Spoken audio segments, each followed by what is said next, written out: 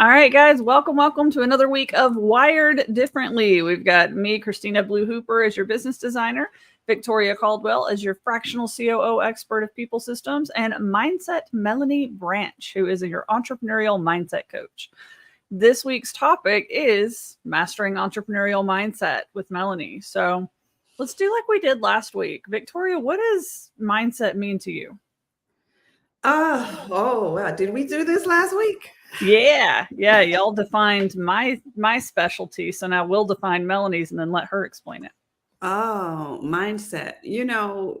I think it's pretty self-explanatory, but it's, I'll tell you what it means to me. I think it's one of the most important factors in getting anything done the way you want it, because your mind is, the way I see it, is your mind is going to tell you,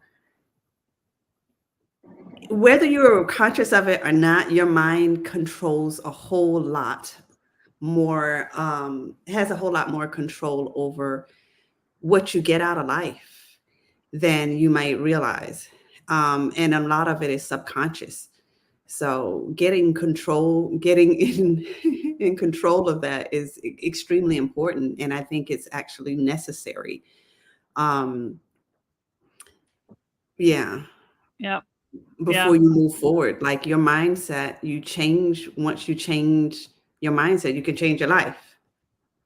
And Yep. so I think it's critical, which is why I was so excited to have this with Melanie this week, because all of the other stuff we're going to talk about, and we talk about, if the mindset is not right and off, then it's going to be hard to accomplish anything. Yeah. I think Yeah. for me it's about getting you out of your own way.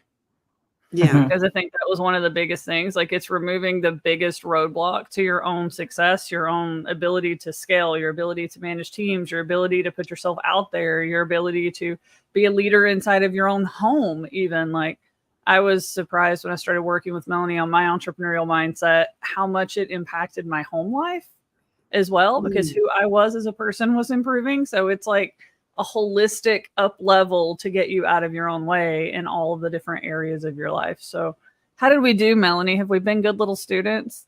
Yeah, I mean, it's your mindset is comprised of three things: your attitude, your perspective, and your discipline, right? Because it is, Mm. and we see this with all of our students, all of our clients, it's repeated reframing in real time, because you're neurologically set up to say, oh, I stubbed my toe, damn it, this sucks, my life. You have a spiral that you've trained your brain to be in, and it takes constant conditioning all the time to reframe and say, I'm rushing. Why am I rushing? Because if I stub my toe, then I'm not paying attention and I'm hurrying along. I'm not moving on my timeline. So it's about taking that constant time for yourself to be like, okay, here's what I'm going to do. Because you can't stay positive 24/7. If you were positive 24/7, then it wouldn't be good, right? Because we need positivity and negativity so that we can see, okay, well, you had a death in the family a couple weeks ago. Typically that gets spun as really, really negative. But the first thing I saw was that it happened on my birthday. So, hey, we're connected even more for life now. That you have a team around you now of supporters to help you get through this grief and see all the strengths and positivity, just elements to it, of now you know how to ask for help. Now you know how to receive help. Now you know how to process through some of those big, scary emotions that we were always taught as undiagnosed neurodivergent children. Those are bad emotions. Don't be mad. Don't be sad. Go somewhere else and deal with it. No, now you're forced to really sit here and look at all of them. So mindset is really the ability to say, what good is this doing for me? How is this positioning me?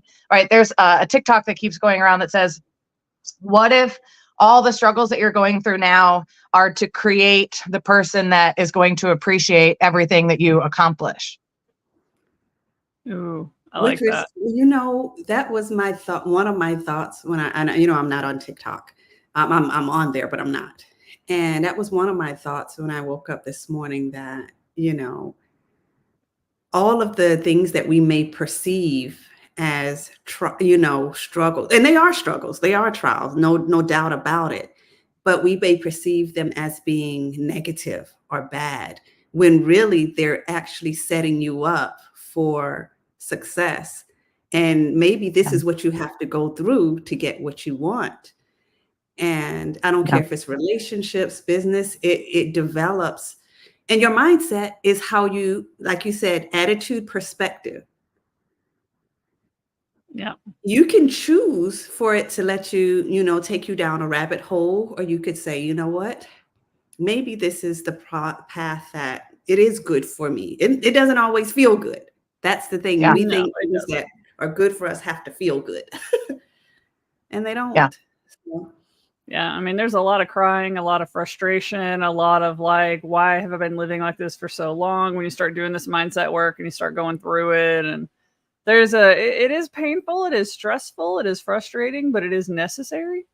And I and think you something realize, that Melanie said earlier, where you're learning how to reframe in real time. I think real time is the big kicker with mindset, right? Like, I think, to me anyway, the biggest difference between like therapy and mindset work is that focus on real time. Right. Because like therapy, you're dealing with what has already happened, and you're trying to process stuff that has maybe like derailed you and gotten you to where you are now. But with mindset, you're really looking at, I don't like how I'm responding in this moment. I don't like this train of thought I'm in this moment. I don't like how I'm feeling in my body in this moment. What are we going to shift? Like, I think that was probably the biggest difference that stood out for me between the two. that's I a mean, good point. when you think about it from the perspective of, we all go through harrowing, traumatic experiences. Everybody goes through that, right? And if you understand trauma to be the severity of the trauma and the event has nothing to do with the event itself, but with how alone you felt while you were going through it, which is a real kick in the teeth when you think about all your childhood trauma and you go, okay, so because I didn't feel supported or validated by the people that brought me onto this planet, that's where most of my, okay, cool, great. I've always felt alone. Excellent. I have an Aquarius moon, so I've always felt like an alien. But anyways, you either have the choice to be a victim or a survivor. You're either going to say, all this terrible shit happened to me. Help me, save me. I can't save myself. Or you're going to say, holy shit, all this terrible shit happened to me, and I'm going to help everybody who's ever dealt with this never have to deal with it again. Right. It's one or the other. Yeah, I love that. I popped our question up because we were already answering it and I didn't have it on the screen, but we were talking about like, what is entrepreneurial mindset and why it's something you have to work on. And I mean, it is, you have to, it's not optional. Like, if you look at every single successful entrepreneur out there, they will talk about their mindset journey. They will talk about the importance of mindset because it helped them. Right. So like, let's look at Like that what into our next question here. Like traits of successful entrepreneurs. One of my mentors said, like, that's one of the first things. He doesn't promote it. And most of these successful entrepreneurs, let's say if you get in their masterminds, and they're going to start very early with mindset. And that's where you should start. And the thing is, people think it's so woo-woo that a lot of them, and they say, if I talk about it up front, then people won't join because they're like, oh, it's just woo-woo stuff. I'm not going to join the woo-woo. But once you pay and you invest, they'll say, look, this is the critical component that without this, the rest of it falls apart. But you're going to listen now because you've dropped 30 grand plus for their for their mastermind, for them to tell you mindset is critical. This is where we start. So and I mean, from the neurodivergent perspective too, you're going to be chronically overstimulated if you're not addressing your environment. And if you're chronically overstimulated, you can't be positive. You can't be happy. You can't be looking for all the good in your life because you are overwhelmed and you can't handle anything else, right? So when we think about what are the key traits of a successful entrepreneur, they're not risk adverse. They're okay with risk. They have a high stress tolerance and it's ever growing. They're worried about the things they can control. And by worried, they're not even worried, they're aware. And they're saying, okay, well, if this ad doesn't do well, or if this, partnership doesn't go well, here's what I'll do moving forward. But nothing is seen as a threat. It's like the universe is working with me for all of the good stuff to happen to me. I don't have to worry about failing. The only failure is giving up. Yeah. That's my Absolutely. belief. And I love, like, this is a really common belief too. Katina is here, so she dropped this in here. I used to think mindset was ridiculous and I could force myself to just do the work. Yes, I still think this sometimes, and I catch myself doing it. And it's like, no, if Melanie was in my brain right now, she would be like smacking some stuff around and being like, no. And that was going back to what Ali was saying. You know, if you tell people up front, mindset is a critical component, they'll say, no. He knows the mind of an entrepreneur. So they hide that behind the program, and then they make you do the mindset stuff. And you're going to do it because you just dropped 50 grand. And you have to do it forever. You don't just get to, I mean, Tony Robbins is still doing mindset work each and every day. Yeah. Yeah. But if you tell people that up front, they're like, nah, he's not. Yeah. I mean, it's kind of like all the other stuff that you do to take care of your like physical human, right? Like we have to eat every day. We need to shower frequently. Even if you don't shower every day, you still have to clean your body on a daily, right? We have to drink beverages on a daily. Like there are things that our human needs to stay alive and support us in our endeavors. Mindset is just part of that. Speaking of drinks, let's use the example of the bad B vitamins for a lot of us, and how because of your mindset work, you were able to say, hold on, I'm doing all the things that I'm supposed to be doing for POTS, which is drinking all of my salt and all of my IVs and and la la la. Why am I still feeling like this? Why do I still have such anxiety? And then you took a look at the ingredients and realized that it had all this cyanocobalamin in it that turns into anxiety in a lot of us neurodivergent people. So instead of being like, throw my hands up, I can't do anything right, nothing's working, you said, oh shit, this thing that I'm doing is wrong for me. Let's fix this problem. That's mindset. Yeah. I mean, that's what Katina just dropped in here. Like you had coached her that mindset isn't just about being kinder to yourself. It's learning about yourself, your needs, and how success is all about mindset. We have really, truly have been raised, especially over here in the toxic US of A, that we have to just work harder, that we have to, like, if you're sore and achy, who cares? Get up and go to work. If you're sick that day, who cares? Get up and go to work. Right? Like we've just been taught to disconnect from our body and what our body's telling us and do the task anyway, right? Like you only get so many sick days at work if you get any at all. You only get so many sick days at school if you get any at all, right? Like if your kid's out sick for too long, you're getting calls from truancy officers. Like we are indoctrinated very early on to do it sick, to do it when you're unwell. And you just to do that, it's not what it takes in order to do that. Your body is screaming at you that it's not happy. And for you to start ignoring that, the level of disconnect you have to make between your body and like your brain to do things.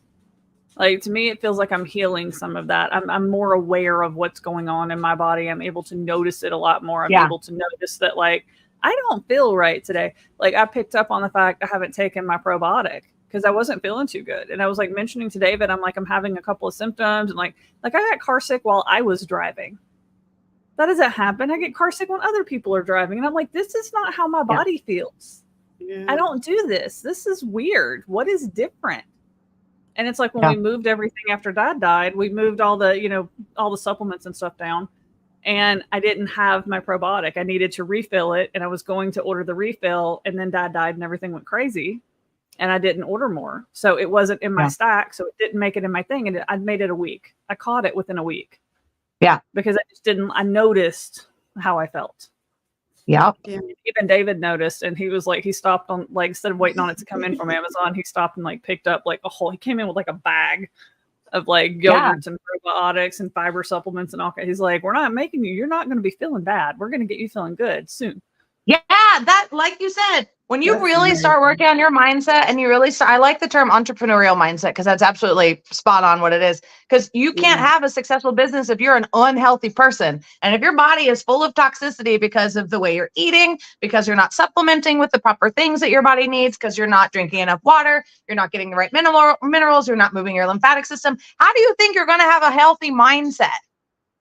Right? Like TMI, get ready, everybody. I suffer from chronic constipation because of my undiagnosed until very late in life, hypermobility, Ehlers-Danlos syndrome, endometriosis. Like there's just so many reasons why I have chronic constipation. So my focus for my mindset work is, have I had a great poop today? If I have not had a great poop, I can't expect my whole body to be working properly so that my brain can be looking for all the good stuff, because I literally, no pun intended, feel like shit. Right? So like we're a holistic system that has to work together. And because it's normal or because it's common doesn't mean that it's normal, right? I talk about this on my TikTok all the time. If you had growing pains in your legs that kept you up and you were sobbing at night when you were a kid, go ahead and look into Ehlers-Danlos or hypermobility spectrum disorder, because although it's common, growing pains are not normal. So, really pay attention, especially as entrepreneurs, where we say, okay, I can't get up and go pee until I finish this blog post, or I can't go eat lunch until I do X, Y, and Z, or I can't rest until I've earned it. Stop it. You cannot connect to your body and do what your body needs if you keep telling your body no. Yeah.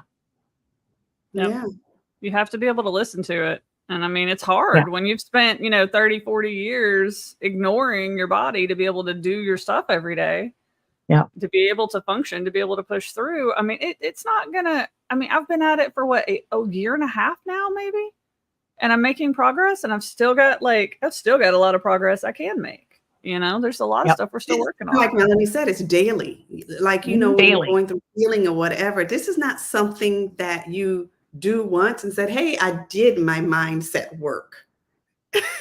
You're doing the mindset work constantly, because you have, like I was saying, new level, new devil. You master one level, and then there's something else to master, because that was mindset. Like you said, gremlins will come in and be like, hey, here I am. And then you have to constantly do this work. It doesn't stop, which is good because it means you're constantly getting better. And Melanie, you could talk more this. What I've heard is that the subconscious is 40,000 times more powerful than the conscious mind, which makes your subconscious mind is making 90% of your choices every day. 90% of your choices is being made by the thing that you're not even in control of, right? So, for example, every time you've gotten in the car and gotten on autopilot and arrived at your destination, you don't remember the drive. Ooh! Every time I was just on my walk this morning, and I walked through a big major park that's near my house. And it's got like a baseball field. It's got basketball courts. It's got the big lights for basketball courts. It's always well lit all night long. So I walk through at night, but it's got these little patches of, like pine trees and bushes and stuff. And I was just walking through, minding my business, scrolling, and I looked up, and there's a member of the houseless population making themselves at home in one of those like tree bushed areas. And I was like, whoa, see? In my mind, my brain just saying, hey, we're going to walk to the coffee shop. We have to order our coffee online when we get to this corner, la, la, la, la, la. I wasn't paying attention to my surroundings more than, I am a woman, so there is some element there. But it's one of those things where you're like, if you're not consciously aware of the choices you're making every day, your brain is going to make the same choice every single day. Dr. Joe Dispenza talks about it a lot, about how if you don't consciously choose change, nothing will ever change. Well, and your subconscious thinks faster as well. So it's like most of the time your subconscious has already made the decision. And now if you want to change it, your conscious mind has to do battle. Right? It's literally like, I've already said we're doing this. And you're like, excuse you? What are you talking about? No, ma'am. No, thank you. No, we don't do it that way anymore. We're doing it. Come here. Like you have to battle with the decisions your subconscious makes. Yeah. Christina put a good one up in here again too. She says the things I look for if I'm having high anxiety. So like if you can tell that like you're acting weird, you're acting abnormal for today, something is off, you're a little more, it's easier to push your buttons, you're a little more irritable, you're a little more tired, there's something a little weird today. She asked herself, like, have I been outside? Have I eaten? Do I have my emotional support water bottle? And 9 times out of 10, the answer is no. Right. So it's like there's something that you skipped. And this is really important, I think, too, because it is easy to forget as we're putting these new practices into place, as we're trying to like establish these new routines and these new rhythms. And it is so easy to forget that we said, this is what I'm doing for my body now. This is what we're doing differently while you're building the habit. So having those reminders, having, Melanie talks about habit stacking. So like I was doing this a long time before I even knew what it was, like put something next to something else that you need to do every day. So like my B12 supplement that I do now is sublingual, which means I can't just put it in with my other pills. It has to go in my mouth. So I set it on top of my pill case. That way I'm habit stacked. Like before I can even get to my other pills, that bottle is sitting right there and I have to deal with it so I don't forget. Yeah. Another one that's a good idea to try and floss more.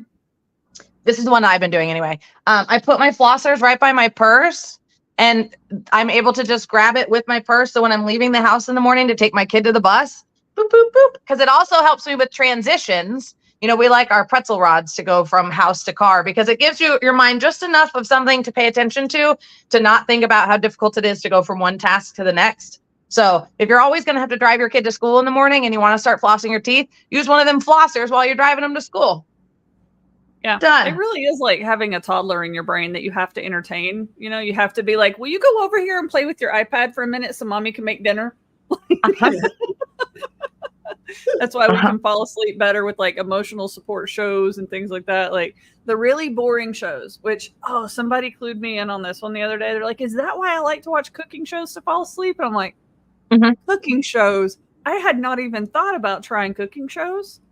That is the most wholesome, brain relaxing thing on the planet. Great British Baking Show, or even better, the Great British Baking Show Juniors.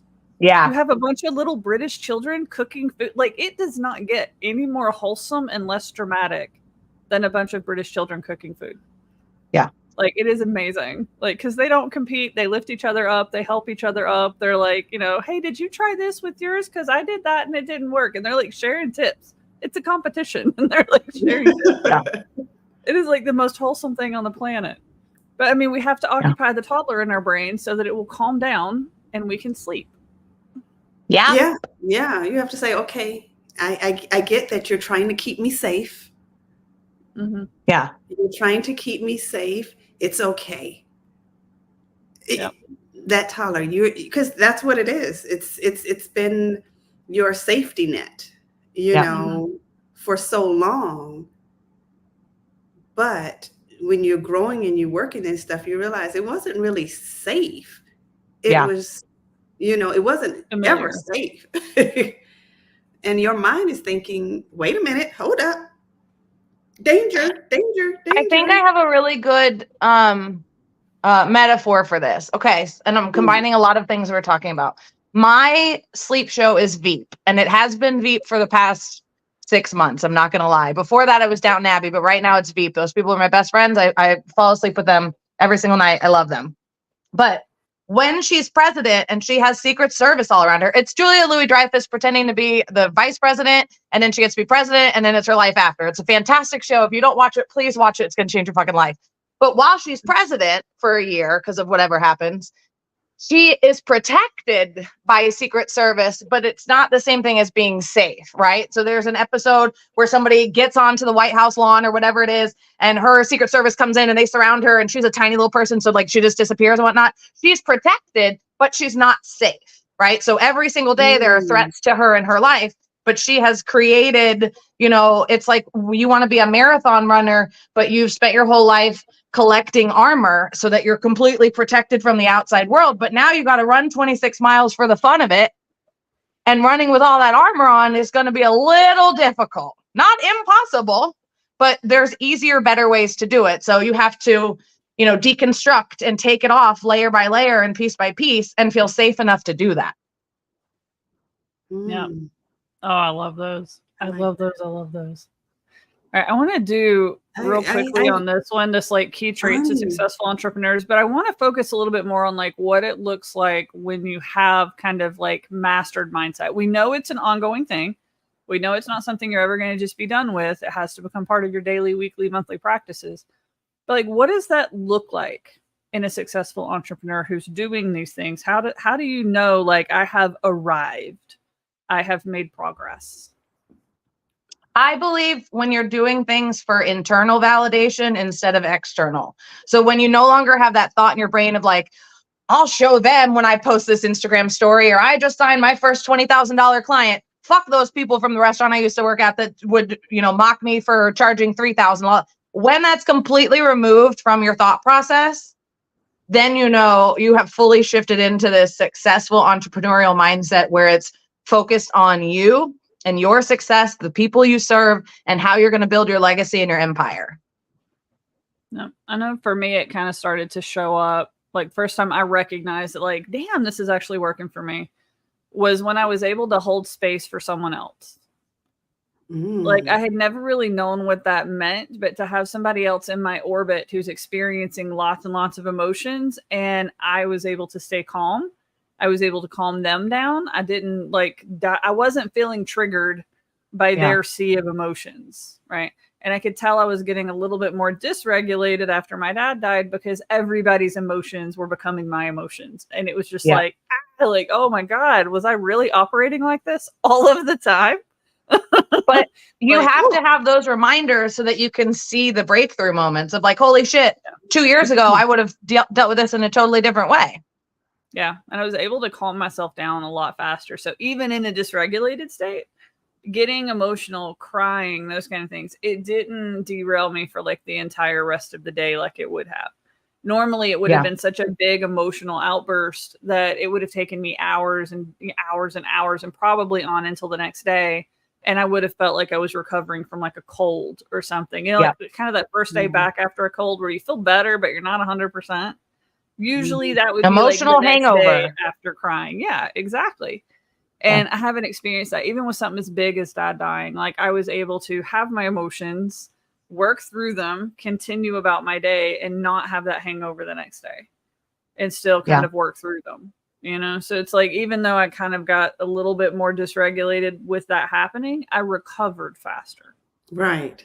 And that's one of the things. It is that the duration is so much shorter. Like some are out for weeks. When something happens, they can't do anything for a week or a month or something. And then, like you said, one of the things that helped me, I realized that I'm a lot more emotionally regulated now from doing the work.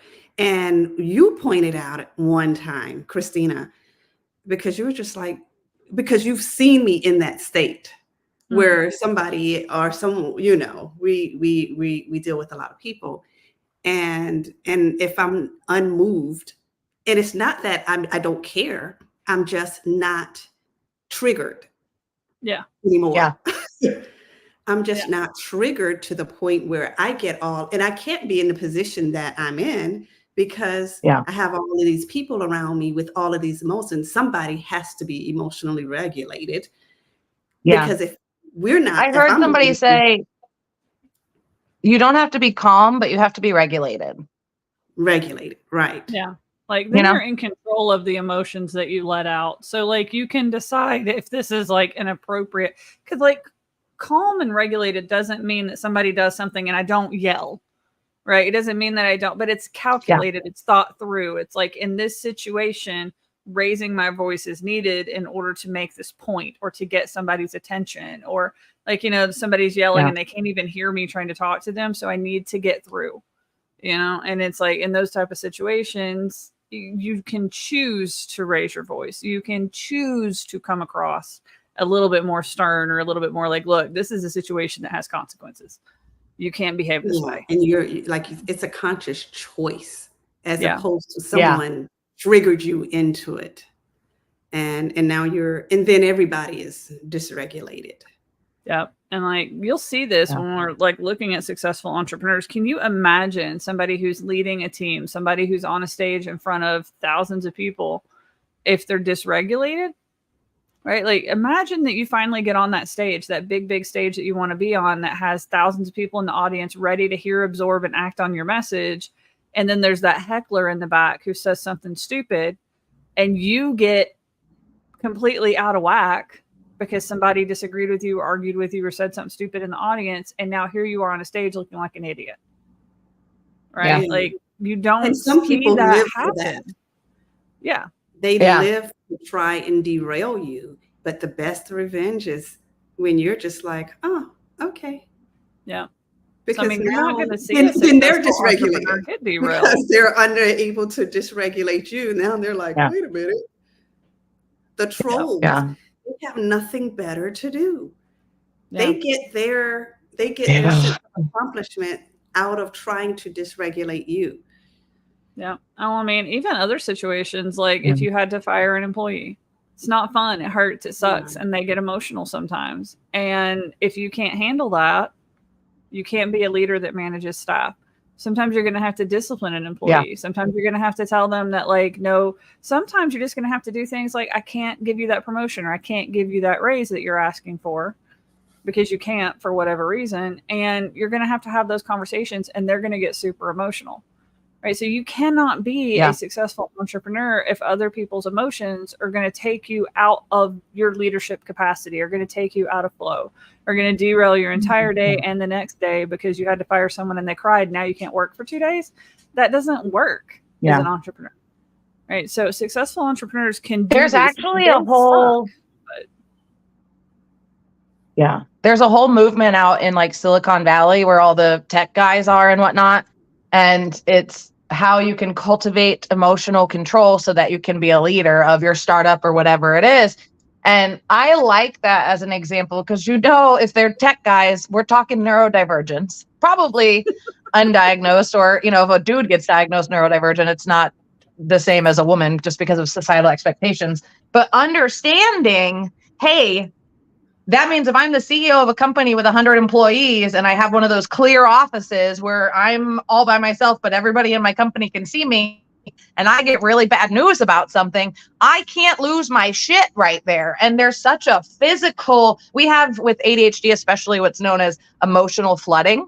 And the best way that I can describe that to people is that it is such a physical manifestation of the big, scary emotions that you feel that, you all of a sudden have to go to the bathroom, or you all of a sudden have to throw up, or you all of a sudden get the shakes and the sweats, right? That's emotional flooding coming into your body and your brain going, worst possible case scenario. Holy shit. Look, that can be improved with working on your emotional regulation, working on your time management, working on your energy management, right? Which is all something that requires you to be intentional at every part of your day. How do you want your day to go?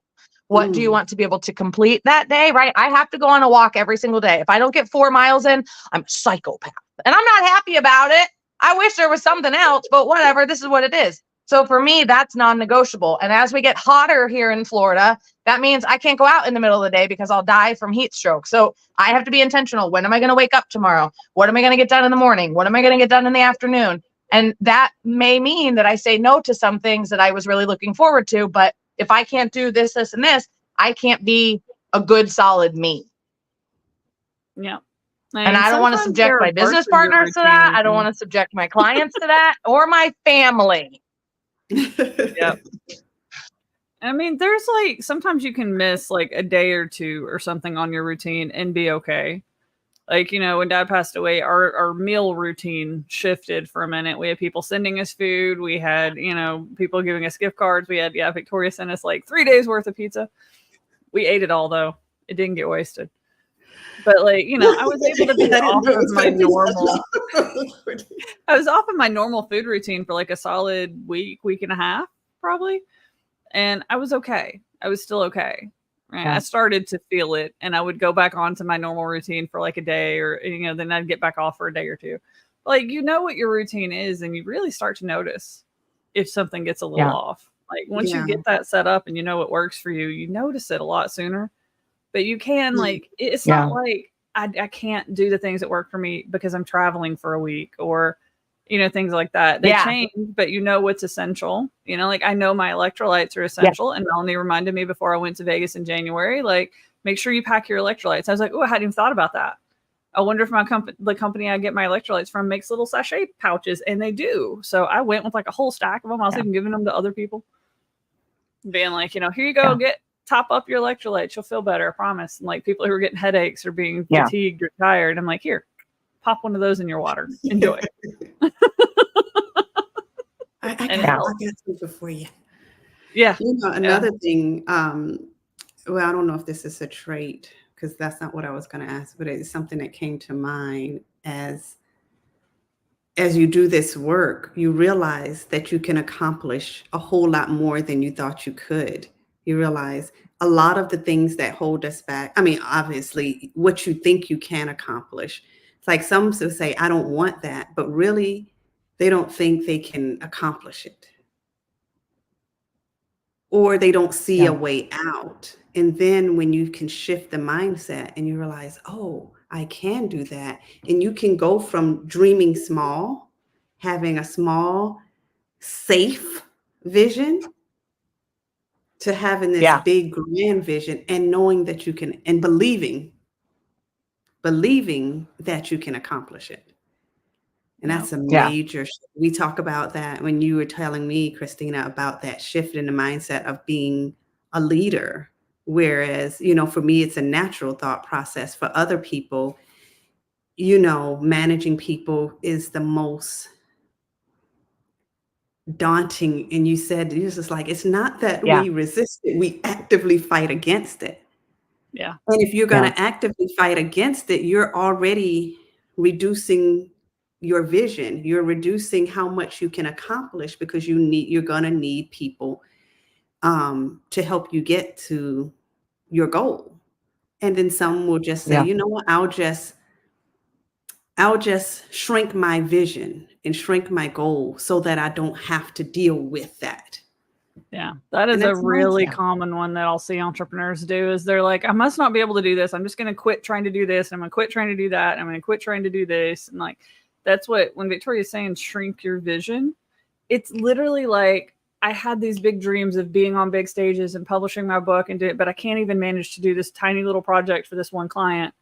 So I'm not obviously good enough to speak on stages or write, publish my book. I don't know what I'm talking about well enough to publish a book. Or that's what it means when you start shrinking your vision, when you start taking things off the table that you thought you could do. And you're not taking them off because you decided that this isn't right for you or right for your clients. It wasn't a decision based on data and being healthy. It was a reactionary decision to problems that you're having. And that's where it's a problem, right? Now, some people will choose to shrink their vision because they were told that, you must speak on stages and you must publish books and you must do XYZ if you're going to be a real successful entrepreneur. And you decide that's not what I want. For me, that's a positive, healthy mindset choice, right? As opposed to, I don't think I can do it. I'm not good enough.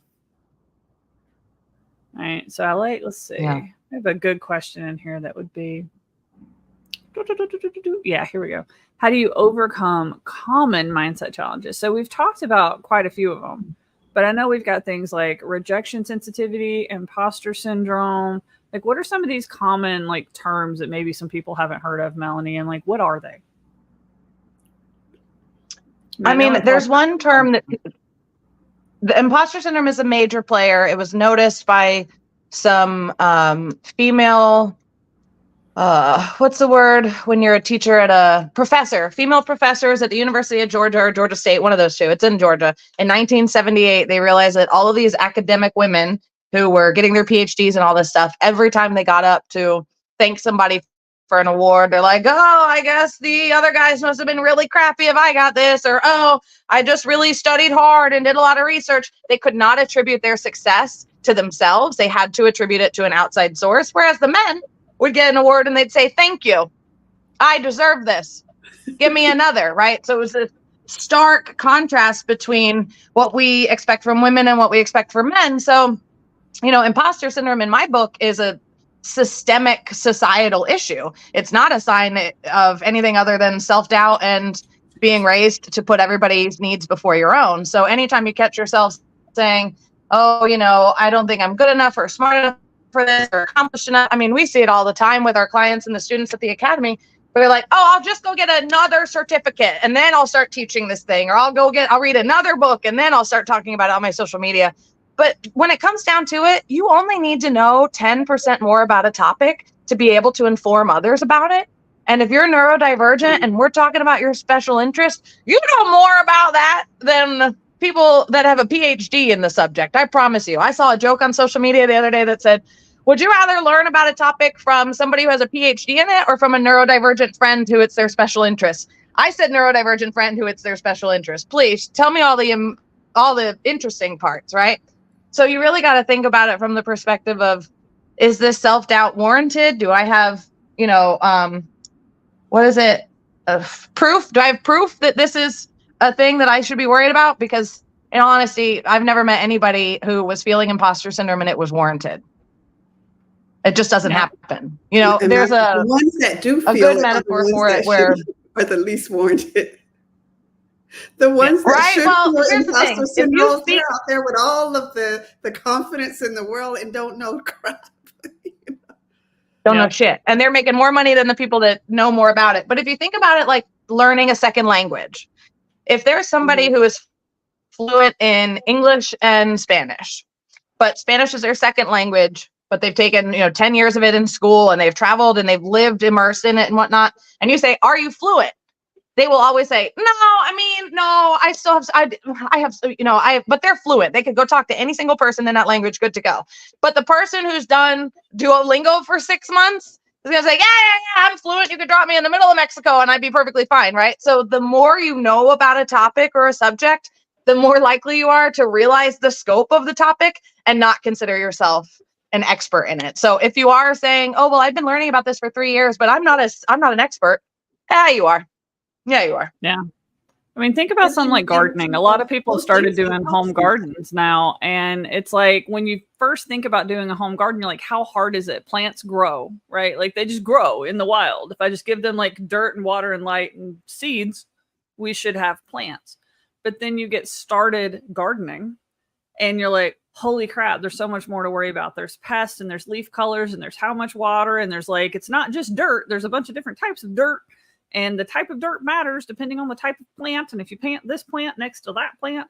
So like when you're just sitting here thinking, I could make a little home garden, that doesn't seem all that hard, right? It's easy to be confident with a little bit of research, but then you actually go start doing it.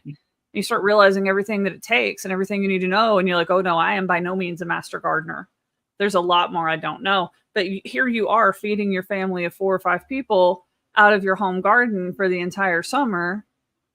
And you're still saying you're not an expert in it. Like, you know way more than I do. I don't know how to feed my whole family out of a little garden in the summer.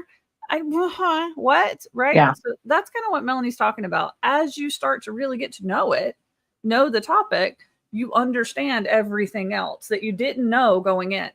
Like before you started to make your garden, you didn't know there were like 50 bajillion different types of soil and that there were like pair planting things, like certain plants do better next to other plants, or you can plant things that keep pests out of your garden, or you didn't know all that. So you didn't know there was like 50,000 things to learn. You thought there was like 50 things to learn.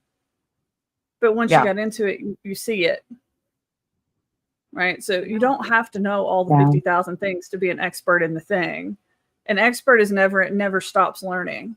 It's the thing they're interested in. Yeah. So your knowledge is always going to move faster than mine. You started from a different point than I started anyway. And it's the thing you're super focused on. I don't care about gardens. I'm not trying to do a garden right now.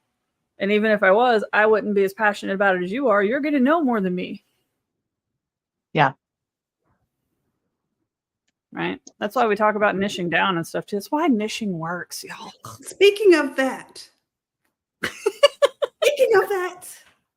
I'm glad you said that, because it got nothing to do with mindset, but your take on what a niche is, because I think a lot of people get this. We'll come back to that. But when you say niching down, like, because people are scared of it. There's a whole movement on social media of like, I'm not a niche. I want to talk about everything. And that's not what a niche is.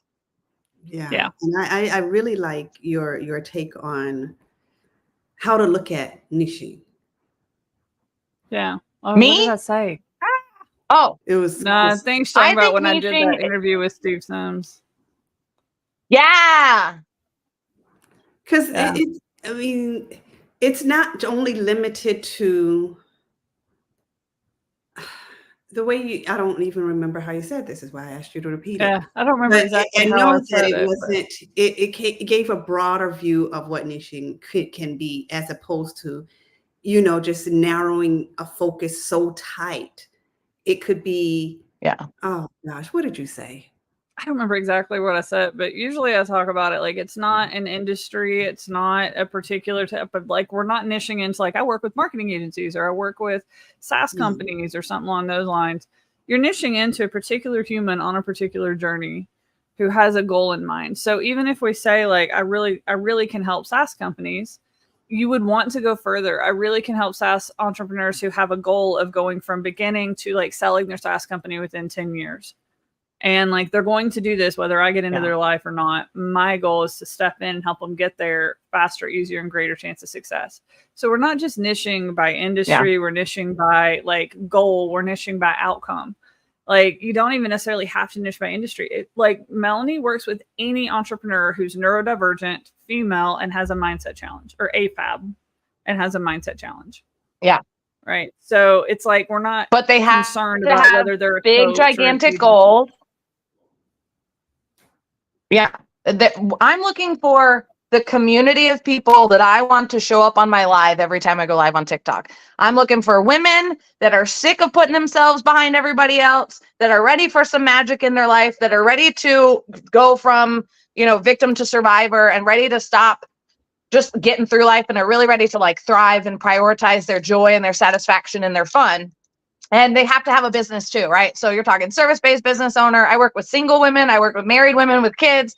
That's not the thing, but I'm looking for that woman that has big, gigantic goals and knows that they're the biggest roadblock to getting to them. No, and that could be a coach, that could be a consultant, that could be an agency, that could be doesn't matter what their business is. A realtor. Right. And most entrepreneurs end up doing multiple different things. So they're not usually really one of anything. Like, I have a SaaS company, I have an online school, I have a done for you agency, and I have a consultancy. I'm like glitch there in real life trying to think of all four of them. Like, so I have multiple different ones. So most entrepreneurs aren't one thing. So we're not necessarily trying to niche into, like, an industry. We're trying to niche into a human, right? A type of human that I can help and that I want to be around and that is going to make me happy and I'm going to make them happy. And it shifts your whole focus, right? It's such a mindset gremlin for people when they're niching, because they think they're going to play small. They think that, like, I'm going to have to say no to a whole bunch of people. And you will say no to a whole bunch of people, but you will say yes to a lot more of the right ones. And it's such a huge mindset gremlin. And it lets you, when you do that, you get better at creating the result. You get better at finding the right people. You get better at attracting the right people. And you get to be more of an expert in the thing, right? We're not just niching into an industry. We're niching into a solution, right? We're niching into a type of entrepreneur, but we're also niching into how we serve that entrepreneur. This is what matters to us. This is what, is important to us. This is what we're actually going to help someone do. So now I can focus on that, right? Like, if my focus is business design and not 50,000 other things, I can get better at designing businesses.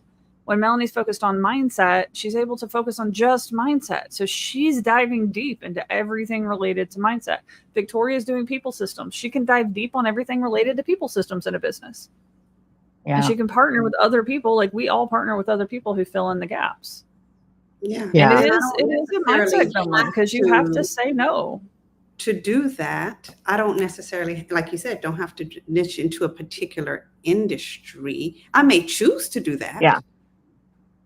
But it's not something, because this hurdle, like you said, it creates such a mindset gremlin that it derails people for a long time, that I don't know what my niche is, especially when you're getting started. Your niche is to get started, and find out, because that's how you learn. You realize that in the process, like, every industry that I can think of, if they're hiring people, they have. Now, I might choose to work with a specific type, but that's a conscious choice. But it's not that I have to, because people systems are a challenge for leaders across the board. Yeah, it is. Absolutely. And mine, I guess my niche is more on their mindset and them being aware having the desire to fix it and be better, and the willingness to do that. That's the starting part. Yeah. If you have the awareness, you have the desire, and the willingness to put in the effort, then we can get something done. But if you have the awareness and you don't have the desire, I don't care if you're in the same industry, it's not going to be a fit. So it's more of a mindset thing. Or, you know, a combative client every time, and you talked about this in our last couple calls, a combative client where every time you say, okay, well, here's a strategy that we're going to do for XYZ. And they say, oh, well, I've already tried that. And it didn't, blah, blah, blah, blah. If your answer to everyone, the options that I give you are, well, no, I can't do that because, cool. Then clearly I can't serve you. Clearly we're not aligned, right? So really paying attention to, do they have that desire to change? Because change only happens for most of us when we realize this is too bad. I can't deal with this anymore. I need something to be different. So, you know, being aware of the mindset that someone's in and the circumstance that someone's in when they come seeking your help. Yeah. And you need to snuff that out early. That's me how I found out the hard way. I think that brings up another really common one. I don't know what the name of this is called, but I've done this before and it didn't work. Why would it work now? Right? Because I know like some of the things, this was a hard one for me because I actually did that to Melanie quite a few times. She would be like, well, you should try this or you should try this. And I was like, I have tried that before and that didn't work. Wouldn't say that. I don't say that word. I would say, maybe you could try this. I don't say should. Yeah. Thank you. It's the bad word. It's the bad word. It's a bad word. It's a bad word.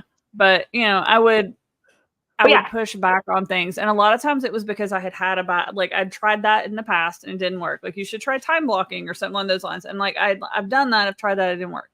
The biggest thing that I didn't realize when I was pushing back on that so much was that who I am now and who I was when I tried it before are different people. So it's not the thing. It's the progress that I made, right? So that tactic didn't work because I wasn't in a space where it could. Bang. And remember the other day, you said this in Slack, Christina. You were like, you said something, and I was like, yes, but it's different because you're not alone this time. Yeah.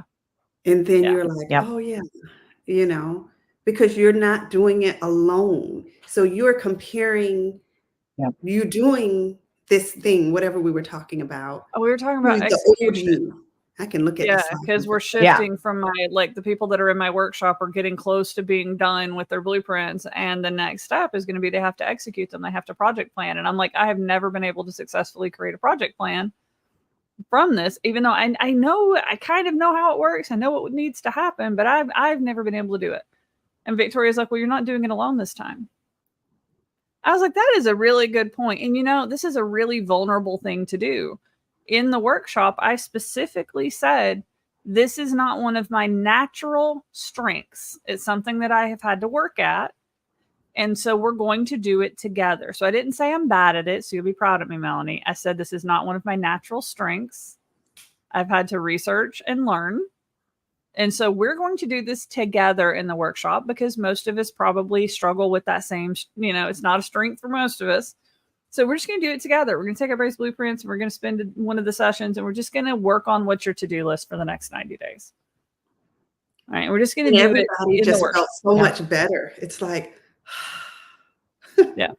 because everyone who's feeling alone, because entrepreneurship can be lonely. It's like, And it's real vulnerable to be like, and we don't share the vulnerable moment of people and be saying like, look, I don't know exactly how we're going to do this. I don't know what it's going to look like. It's not something that's my strong suit, but I know that it's something you need. So we're going to figure it out. And to be able to just do that and say that in front of a group of people, like that is a healthy mindset at work, or a healthier mindset at work. I definitely have progress to make still. I know I do. But like me now versus a year and a half ago, I would have been terrified to do that, or I wouldn't have done it with as much dignity and grace. I would have been like, I really freaking suck at making project plans. And, you know, so I don't know how we're going to get one done, but it wouldn't have come off. Because you wanted to say that for a long time. You fought back on that all the time. When I would say, listen, I don't want you to tell people that you suck at this. And you're like, but it's true. Here's the thing. There's a lot of things that are true out in the world, but words are also important. Yeah. And if we're going to be leading students and clients and all this sort of stuff, they have to know what's a good, positive, healthy way to look at something, just so that your subconscious is like, oh, this could be interesting. Let's do it. But if you're saying, I suck at this, then your brain's like, cool, we don't have to work hard. Yeah, just sit back, relax, and not do anything because you said I'm shitty at this. And on top of that, when you say that, it's a belief system. And you're going to follow through with things that affirm that belief. So if you say, I suck at it, you're going to set yourself up for failure because then you're going to say, see? Yeah. I told you it's I like suck. when you have so many literally natural create talents. that outcome because your brain is going to be like, oh, let me think all of the things that, let me get all of the affirmation that she sucks at that, throw it at her because it thinks this is what you want. Yeah. Well, and when you have like those natural talents and you're used to using them and getting complimented for them and told how amazing you are at them, you really do kind of get a comfort level with just showing up and being brilliant. As weird as that is, like, you know, you show up and you're just like, you don't really have to try all that hard. You just exist as who you are. And people are like, oh, you're amazing. This is awesome and great. It's like, then we have something that is not a natural skill set that our clients need. And we have done the homework, right? Because we know this is a gap and we're determined to solve it. So it's not like we're not knowledgeable. Like, I probably have researched more project management systems and processes than almost any other human because I know this is a weakness of mine. So I've gone to town on it. Right? I can whip out she sends so them many all to systems. me. Like I've got so many systems and frameworks and worksheets and processes and stuff that I've developed to solve for this problem that I'm probably still better at it than the people that I'm teaching. Even though to me, I feel like I don't know how to do this because I've struggled to do it for myself, right? Which is another problem. We can be bad at doing something for ourselves and be okay or good at doing it for someone else. Yeah. We always we think if I can't do it for me, how can I possibly teach someone else? Most of the time you can. Yeah, it's other people is easy. It's my stuff. Like when you tell me to work on my stuff, I'm like, yeah. Well, your own mindset gremlins are coming to work. Everyone else's stuff, it's like, okay, fresh, new. When it comes to working memory and word recall, I've got no working memory and word recall, but I'm really good at writing things down. So I'm really good at getting my clients and students of the Neuro-Spicy Academy to start writing things down, even if their working memory is okay. Because the more you write down, the less you have to retain up here, the easier it is to get into a flow state and be all the creative genius that you want to be, because you're not stressing out your brain with trying to remember the appointments you got this week. Yeah, right. So sometimes when you have a big deficit, I mean, if you have a deficit, then like you said, you're probably the best person to speak on it because you understand the impacts of not being good at it. Yeah. And you've come up with more and more systems. You've tried things. You can be like, this didn't work for me, but it might work for you, right? Every person's a unique person. A tactic or strategy that doesn't work for someone else might work for you or vice versa. So it's like, I have more systems for doing things that I struggle with than what I do for doing things that I don't struggle with, right? It actually becomes a separate problem for the things that you're naturally good at because it's harder to explain them to other people because you don't know what you're doing. You didn't build a process. Your brain just subconsciously goes, blah, blah, blah, blah, and then like, here you go. You know, and you don't know what you did or how you did it or what your train of thought was. It's like we're working with Victoria right now. I'm helping her build out her systems. And she's like, I don't know what I'm doing. I don't know what I'm like, what is so special about this? And what is so special about that? And I was like, the fact that you're doing it makes it special because most people aren't doing it. We just have to write down what you're doing. I just need to like follow your train of thought and write it down. Like we did that with Melanie's routines at work system. Because I'm just sitting here watching her every freaking day with her little notebook, just like get stuff done like magic every day. It's like I would be sitting with her in the morning. We'd be hanging out on campus. She'd be like, I'm going to do this, this, and this. And then like a couple hours later, she's like done with that. I'm going to go for a walk. And I'm like, wait a minute, what just happened? How did you sit down and decide you were going to do things and you just got them done? And then she was doing it every single day. And I'm like, this is consistent progress. What is your witchcraft, woman? What is happening over here that you were just like every single day? I have these 3 things I want to do and I'm doing them. Like, that's Yeah. not how our brains Yeah. work. Did nobody tell you? Did you not get the memo that we're not allowed to function that way? And for Right. me, I was it's a like, list. what are you If doing? it's not on my list, it ain't getting done. Yeah. Yeah. Well, You she's know, got for the like most this part, magical all I need is it notebook. to be on the list. And if it's on the list, I'm going to get it done. But then that's how my brain works. Yeah. See, I have the challenge with the physical list or like Your writing it down in any problem way, is- shape, form, or fashion because my working memory is overactive. Yeah. So my working Yeah. memory, my to-do list in my brain is always more up to date than any piece of paper that I have. Yeah. Always. Yeah. Like And the then up-to-date something to-do so list is simple in that here. worked for you was the body doubling. When I said, because I can take it or leave Yeah. it. I don't need body doubling to get stuff done, but it works so well with Yeah. you. Yeah. And Yeah. you sat there so focused all day that day, and I'm like, Yeah, she was just blown away. She just kept being like, how are you so focused? What are you doing? because I couldn't get her to get anything done before, and it was the one thing that she sat there, and I'm watching her just working away, doing her thing, and it was just because I was Yeah. there. Yeah. We weren't talking. There was no sound, and I'm doing my stuff because I'm going to do it anyway. And I was like, fascinating. And she's not around when I'm struggling to work, but she was still able to notice the difference on how much better I worked with another human babysitting me. It's like, okay, Let's I call can do it this. supervising. Look, I'm okay with being Supervising. babysat. Like the only way it would get better is if my babysitter actually brought me snacks and refilled my drink. Like I'll take a babysitter, you know, babysitters day. will make your food, they'll make your snackies, they'll make your drink, they'll Yeah. make sure you're staying on task. Like I will absolutely babysitter all day long. I will take one. you know, that Give me. reminds me of when I first got into this Put me space down for and a nap. realizing my own like gifts and everything. I would get people say, "Can you manage me?" And I think only creators do that. And I was like, I would never use that Yeah. term. Like, I would never ask for someone to manage me. But it was like, can you manage me? Can you? I'm like, yeah, I can. You want me to manage you? And Yeah. that was, it was consistent. Like the thought that these people, this group of people really recognize that they need someone to manage them so that they get. Because you and I are similar in the fact that we operate like this. Tell me what you want to get done, and we'll reverse engineer how we're going to get that done, right? I'm going to figure out how often I need to check in with you. I'm going to figure out how much time it's actually going to take you to do there. I'm going to figure out how much of your energy is going to be depleted from doing this and how much you're going to need recharge activities and rest. And I am helpful. This is why I do high touch coaching. I can check in on my clients every day. That is no sweat off my back. I have a Marco Polo app and I'm on my walk and I send them a message that, what are you doing? What's going on?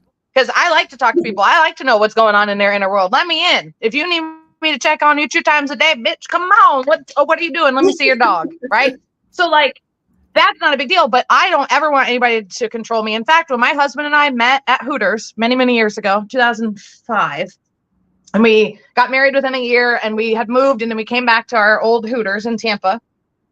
One of the regular old men that was always sitting at the bar looks right at my husband and goes, how did you tame her? And he goes, you don't.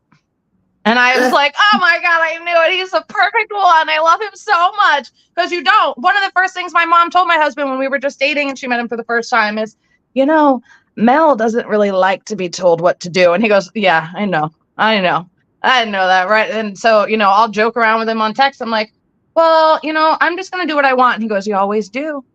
And I'm like, oh, you're so sweet, honey. So, you know, really identifying, do you need to be corralled? Do you need to be encouraged? Do you need to be spoken to, you know, really specifically and sternly? What do you respond best to? Because for me, I want to be able to bounce some ideas off other people, but I want to do what I want to do.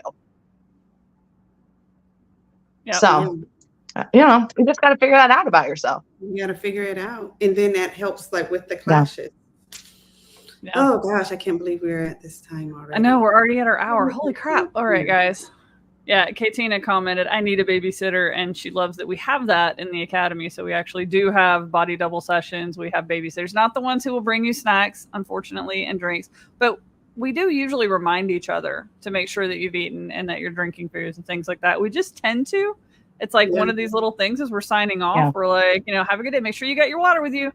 Did you eat today? Okay, cool. All right, bye. Yeah. So yeah, that kind of stuff absolutely happens over in the academy. So And I'm actually appreciating it more too, even though I don't necessarily need it. I'm like, oh, this is kind of cool. I can just go in there and just.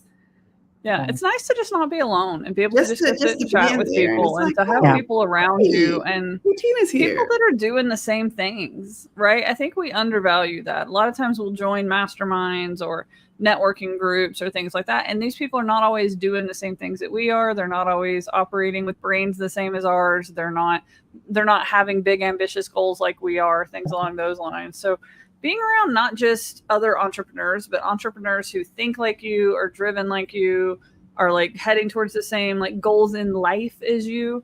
For some people, that looks like traveling all the time. For other people, it looks like having a chicken farm, right? Whatever your goals are, still having the big goals and moving towards them and being around other people who are doing the same thing. It is hard to explain how valuable that is to be seen, heard, and understood on a regular basis. And I'd say the Academy's got a lot of really cool things. We have a lot of mentors. We have, the three of us plus other mentors that we're bringing on all the time. We're adding new courses all the time. We're adding new events all the time. There's so many things going on. But being around other people like you is probably the biggest value that the Academy offers. I love all the other stuff. It's all amazing. Don't get me wrong. But being around other humans it's just indescribably valuable. And you can join today. We've got lots of free resources. You can become a paid member. You can get into our free stuff at Neuro-Spicy.com. Yes. So. And we all have our Q&A sessions every week. Yep. And you just pop in and get the support you need. And we're there to support you. It's a lot of fun. I mean, Christina had a huge breakthrough. Last week, she talked to you in the morning and then she talked to me in the evening. And the plethora of knowledge that she discussed with you combined with what we were talking about, she figured out exactly what her framework is that she's going to be teaching people, like the thing that she's going to be well known for. That and it's ability to have that for $197 a month. I looked at it and I was like, I'll never stop talking about that. I haven't even thought about some of the stuff the way she's thought about it. It's pretty amazing stuff. So yeah, and I'm supposed to catch up with her on campus and hear about all this amazing stuff. I keep hearing everybody else talk. Oh my God, so I'm ready to go. Literally, when she was like, "Well, I did this one little thing and I designed it," because she's a whiz with Excel and all that stuff too. She's like, "I did this one thing for a client," and she showed it to me, and I had to close my jaw. I was like, it was so good. I was like, are you sure somebody else didn't write this already? Is this not in a book anywhere? Not that I think you copied it, but this is so valuable. Like, how is this not already out there? So yeah. Last week, I was like, oh, now what do we work on? The wording. We worked on the wording because it can be confusing, but the content, I mean, what it is, it's like, oh. Yeah. Yep. I like this. Yep. See, this is a perfect example of having access to several mentors, because she met with me, then she met with Melanie, then she met with Victoria, and now she's going to be meeting with me again. Having access to multiple mentors with different specialties is so valuable. It is so valuable because we're all, like, you guys have seen us here on the show. Like, we even had somebody tell us that with our show, it's like having 3 different people who aren't even listening to each other and are just answering the questions. Like, we're not even necessarily reacting to each other. We just have 3 completely different takes on whatever it is. So, like, that's, we are listening to each other, by the way, though. We do listen. Yeah, but I mean, like, we talk to each other all the time. So we know what each other's going to say. So we're kind of like letting the audience hear how you would answer it. And then we're kind of chiming in, which is why you see that. But we're 3 different humans with 3 different backgrounds, 3 different specialties, 3 different experiences. But we share the same passion for helping move people forward. Yeah. Right. Yeah. So it's like, we're always going to be acting in somebody's best interest. We're always going to be focused on the entrepreneur. We're always going to be like, we don't have to do this because it's the way everybody else does it. We're going to do it this way because it's what's going to work for you. So we have the same values. We have the same approach, even though we're tackling completely different stuff, which is what you really want in partners as you're looking to expand. Yeah.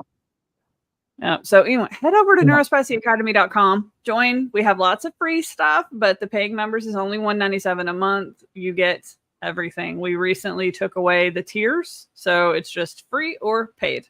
If you're paid, you're in. You're in. You have everything. You get everything. You get Slack. You get campus. You get all the courses. So you're either free or paid.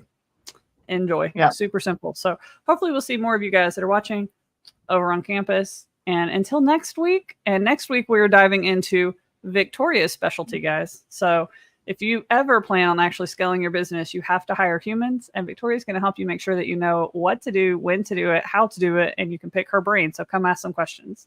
We will see you ready next for week. the soapbox. Yep. Oh yeah, Victoria's going to stand tall on that soapbox next week, y'all. All I'll right. try to be easy on you. Bye. Hey, it's more fun when you're not.